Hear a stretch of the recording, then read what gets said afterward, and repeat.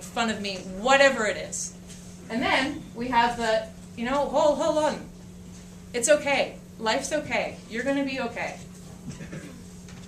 Everything is going to be fine. The angel part of your psyche, whatever you want to call it. Hope, belief, love, whatever it is. And being able to sort of take a step back and recognize it means that you don't end up feeding the fear. And that, to me, was how I managed to sort of step out. Because you realize, this isn't really, this is just my body. This is not, okay, bad things happen, good things happen, whatever. It's not the end of the world. And you kind of get that perspective. This isn't the end of the world. And your first thought, when someone tells you have cancer, a.k.a. the plague, it's the end of the world. It was for me anyway. I thought it was the end of the world.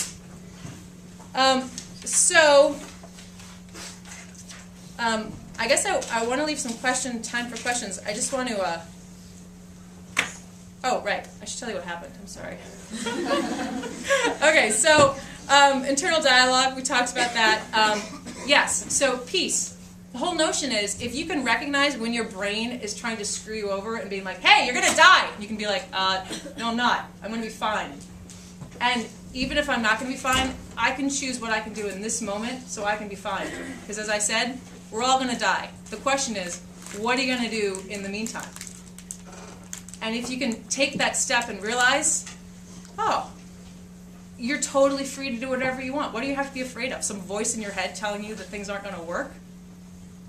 So I realized, hold on, I actually have something I wanted to read. Option 3. So, okay, I go to Mexico. I'm there for like 7 weeks. Poor George is like, are you ever coming home?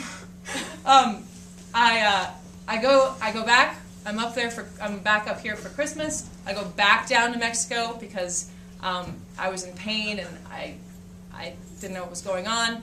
And believe me, flying back and forth to Mexico is not like the easiest way to get treatment. And you're in Mexico. Like, I hate to say it, but Tijuana is not like the Taj Mahal. And so anyway,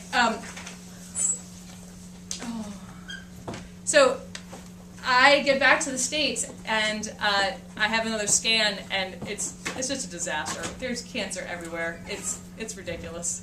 And I was like, oh shit. And I was like, oh wait, don't feed the fear. Okay, let's be good. Let's think of all my options. So I had my first option, which was go back down to Mexico, and the doctor was like, well, we can work with people who do chemotherapy while you're getting the alternative stuff. And I said, oh well, okay. Do you work with someone in particular? And he's like, they're all like, they're all kind of the same. And I was like, oh no, I don't think so. And then I had an option of staying in Ann Arbor and doing more alternative health, and I was like, oh God, I don't know if I can handle this. My parents and my husband and my family think I'm nuts. Like, I'm tired of fighting them about this. So, option 3, bone marrow transplant, back to where we started. I'm visiting the chiropractor for the first time in 2 years and filling her in on my physical developments. I'm staring at the carpet, my skull cradled in the padded head donut. It turns out, the pain, we didn't know what it was. It was Hodgkin's. I did 6 months of chemo, and then I went to Mexico. Now I'm figuring out what to do next. They want me to do a bone marrow transplant. I'm having difficulty because I don't feel that's magical. I want to live a life of miracles and magic. Her voice sounds muffled to my ears. I have several patients who have done chemotherapy, and years out they're doing great. Turn over, darling. Yes, I've heard this before. Well, maybe I should be less obtuse and listen instead of discounting it. My dismissal is another form of fear. Remember, I am at peace.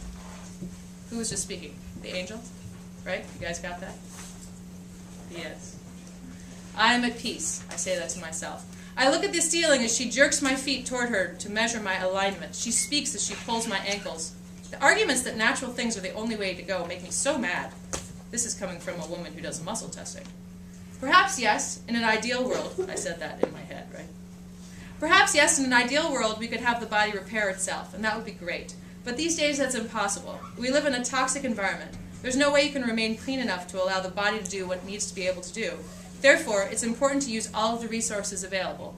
But what about magic? Yes, but what about the power of magic? Well, honestly, chemotherapy is magic too.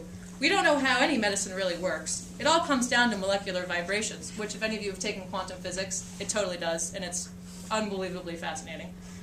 It's all magic, Corinna. Take a deep breath. Now blow. She leans her knee into my twisted torso, and I hear and feel my spinal cord crack. It's all magic. Chemotherapy is magic. I like that. So, not surprisingly, I did the bone marrow transplant, and I don't ever recommend that for a date if you have a choice. But otherwise, it was fine. And then I did radiation therapy afterward, and according to my scans, I'm doing well. It's good. The reason why Homer is on this, by the way, is because The Simpsons is, I think, one of the most brilliant shows on television, and they had an episode where he had an angel and a devil talking to each other. They also had an episode where there was a strict Homer and a funny Homer and an intelligent Homer, and they killed intelligent Homer a long time ago. So this idea of voices in your head and being able to take a step back and separate from like your different mental projections of what's going on or what is reality is not just me, which was nice to know. And there we go. What questions do we have? You can ask me anything. Yeah? Could you explain the title of your book? Yeah, so I was macrobiotic at the time, and I had not eaten any meat for like 2 months, and I had a dream about sausage. It was really, and I know, the double entendre is horrible, isn't it? It's really bad, double entendre. So yeah, next. Yeah. How did George feel about you going to Mexico, besides the fact that he would miss you, but that you were... Yeah, he was pretty mad about it. We spent about a month and a half arguing, and then he gave up arguing because he was like, I don't think she's going to change her mind. And then my father, he actually called my dad and was like, could you back off? And my dad was like, why aren't you saying this is a bad idea? She's throwing away her health. This could be it. She's experimenting. Like, this hasn't been proven. And George was like, yeah, I've already had that conversation, and she's not changing her mind. And so I was just really stubborn. But it wasn't fun. I thought I was going to get a divorce. But I figured that was like more for the, a little bit more than you guys needed to hear. Yeah, it was it was hard. Yeah.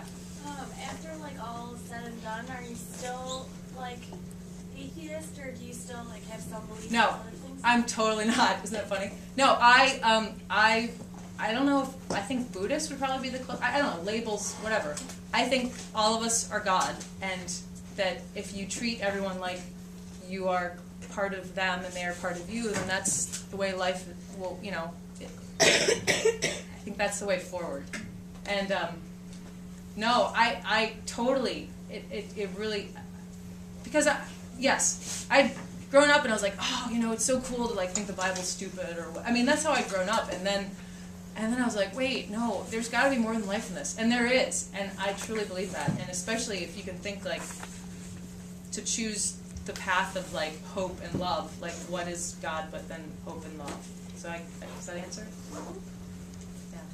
Hi. How hard was it for you? Because it seemed like when you were talking about it, you changed from focusing on what you didn't want and like death and everything not working to all of a sudden like everything's gonna work. You want to live. You want this. How hard was it to change your focus from not what you want to what you want? I didn't want to wake up for 2 weeks again thinking life wasn't worth living.